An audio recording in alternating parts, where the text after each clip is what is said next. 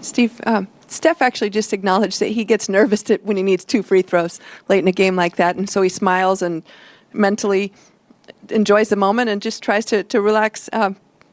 Maybe is that it? Can he be an example for everybody if even Steph gets nervous? Everybody gets nervous. If you don't get nervous, then there's something wrong. I mean, that's when it's time to retire. And so that's a big part of it for every player is, learning how to control the nerves under pressure, be mindful and take a deep breath. And Steph's as good as anybody at that, obviously. What did you think of the Draymond ejection, and how did you? I thought it was weak. I mean, he was yelling at the ref, so he definitely deserved one. But then, he's walking to the bench and he yells something, and the second technical. I mean, we just saw a guy on their team literally punch Steph in the stomach and the other night, and premeditated, punches him in the stomach, no ejection for that. And then, 2 nights later, the refs got upset with, some words from Draymond. I totally disagreed, and that's why I got my tech, because I was furious that they booted him out just like that so easily. I mean, you mentioned it within there. How upset were you guys the other night with that Brooks foul? Yeah. I mean, how can you not be upset? I mean, this is a guy who broke Gary's elbow in the playoffs, clotheslining him with one of the dirtiest plays I've ever seen. So it's not like there's not a track record there. And it's right there. They look at it. I don't know what the point of replay is if you're not going to kick a guy out for literally punching somebody. It's bizarre to me that he was not, first of all, ejected from that game and then suspended or fined. Nothing. So apparently you're now allowed, this is my take, you are now allowed to premeditate a punch of any shooter who's left, like defenseless. You can now take a swing at him and know you're just going to get a flagrant one. So I don't know, maybe we'll do that. But probably not. Speaking of Brooks, I got that third foul right before halftime. Did that kind of change any of your strategy going forward? I thought that was a key play of the game. He fouls Steph on the 3, and then we get the rebound, and we end up with 4 points, and felt way better at halftime. So that was a huge play. Did you try and target him on defense, knowing that he is in foul trouble, to try and maybe get him out? Brooks? Yeah. No, we weren't targeting him. He's a good defender.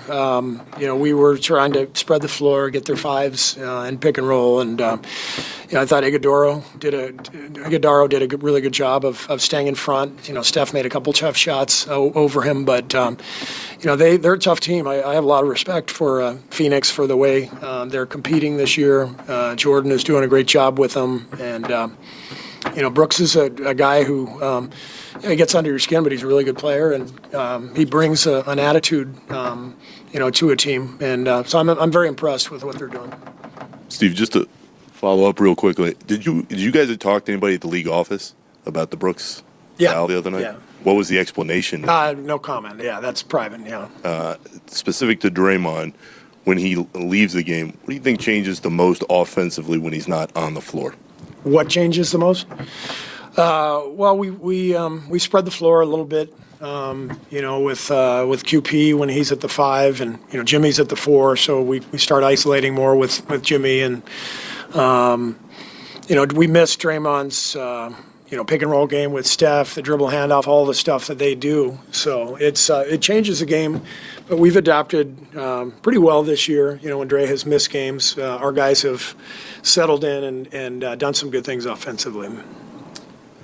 Tonight was the first time since Buddy became a Warrior that he registered a DNP. Yeah. Was that a premeditated decision, or was the way I replaced him in the rotation with Will. I told him beforehand I feel terrible. He had a streak of 199 games in a row, and it's one of the longest streaks in the league. And one of the things I love about Buddy, he's there for you every single night, and he's the greatest teammate ever, and just an amazing spirit and key part of our team. And it felt terrible not to play him, but I sat Will the last 5-6 games, and we needed to get him back out there, and you could see why. Buddy's time will come back around. It always does. He's got the right attitude. He's going to keep working, getting shots up, and I know things will work out for him. Steve, Yeah. is it fair to say Will went 6 for 7 because you sat him and you knew how to motivate him to have a breakout game? Yeah, it was all me. It was all me. You've talked about, like, you're playing a lot of guys, and over the course of the year, like, that's part of it. When do you say during the season we got to get this down to, like, the guys, the 9, 10 guys? As soon as you're comfortable with two-way lineups, the ability to have lineups out there that can defend and score, and you're able to put together those lineups throughout the game for 48 minutes, then that's when you can say, all right, we're playing these 9 guys or these 10 guys, whatever it is. We haven't found that yet, and that's why you're seeing all the mix and matching. We've got some overlap with some players. I feel comfortable playing any of them, as you can tell, but I would feel more comfortable if we got to a regular set rotation. But I'm hoping that we can get there here, the next couple weeks. But I'm also aware that when we get there, you guys are going to be asking me about the 4 players who didn't play and why they didn't play. So that's what that's the benefit of what you guys do. You just, whatever happens, just, ask questions.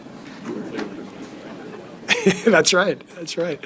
All right, cool. Thank you. Thank you. Who's coming in right now? Obviously, that first quarter was not ideal for you guys, especially defensively. Obviously, Draymond gets thrown out, so things could obviously change no matter what. What changed for your guys to play the defense that they did down, for the rest of the game?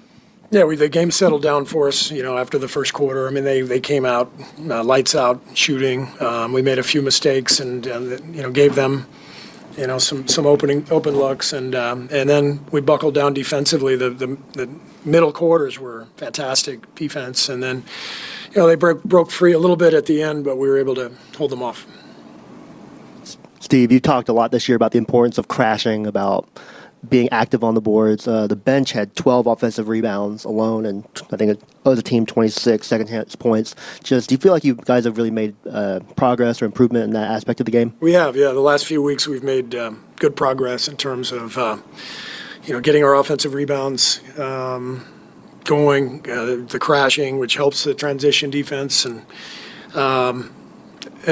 tonight was really fun to watch. Gary and Guy, and Guy doesn't play the first 3 quarters and then has a great 6 minutes. He's a perfect bench guy. He brings energy, he makes big plays, and obviously Will, putting him back in the rotation, wonderful to see him play the way he did. He was fantastic. I was going to ask, what did you think of Trace Jackson-Davis's performance? Trace did a good job. He's played really well the last couple of weeks. Just defensively, he's a force out there, and I just thought the whole bench really came in, did a great job.